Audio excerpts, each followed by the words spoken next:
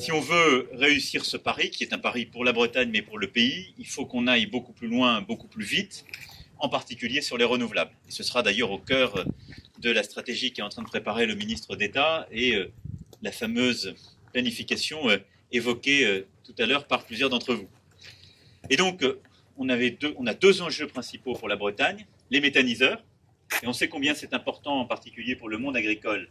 Et là-dessus, un gros travail a été fait par le ministre, son secrétaire d'État, pour simplifier les choses, passer dans la loi des simplifications là, qui vont maintenant se traduire et pouvoir aller beaucoup plus vite. Et moi, je pense qu'après, dans les pratiques, vous avez raison, vous parliez plus largement d'autres sujets sur les éoliens, mais sur les méthaniseurs, notre retard par rapport aux voisins allemands était dû à la trop grande complexité des procédures et du coup à leur non-rentabilité.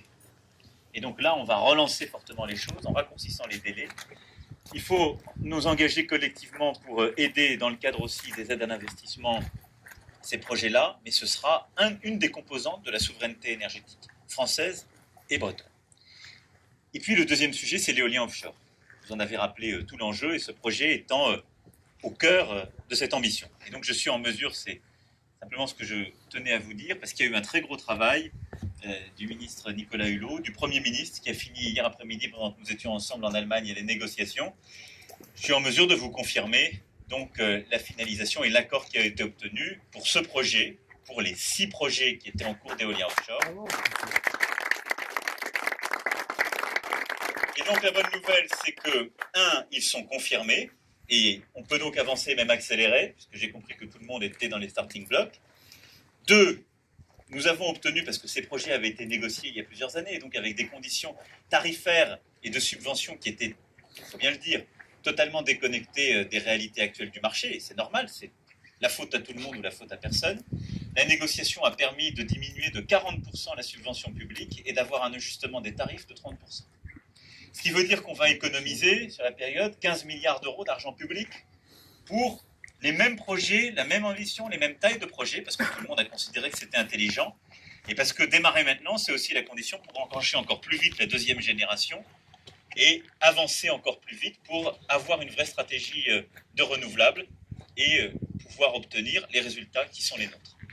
Et donc, je voulais remercier l'ensemble de la filière d'avoir su s'engager et discuter, remercier le gouvernement pour le très bon travail qui a été conduit. Comme le disait tout à l'heure Nicolas Hulot, ça veut dire qu'on va pouvoir faire 2 fois plus ou 2 fois plus vite, et il a raison. Et donc, à l'issue de cette négociation, l'accord a été trouvé, nous allons avancer. Et donc, c'est une réponse énergétique pour la Bretagne et pour le pays.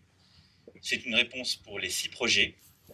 Et je crois pouvoir le dire, c'est aussi une réponse pour toute une filière que vous représentez, parce que derrière, ce sont des emplois industriels. Il ne faut jamais l'oublier. Et j'ai même compris que les Bretons allaient faire travailler un peu les Normands, ce qui est tout à fait salutaire en termes de coopération transrégionale.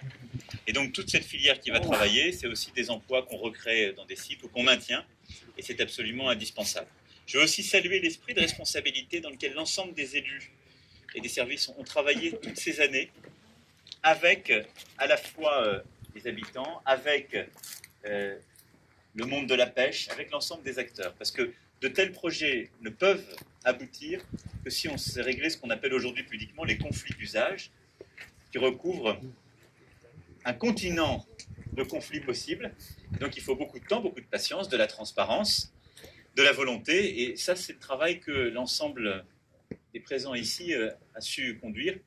Monsieur le ministre, je crois que vous y avez mis aussi votre part en d'autres temps, et je salue votre successeur, mais l'ensemble des élus qui sont aussi là, parce que sans cette constance, nous n'en serions pas là.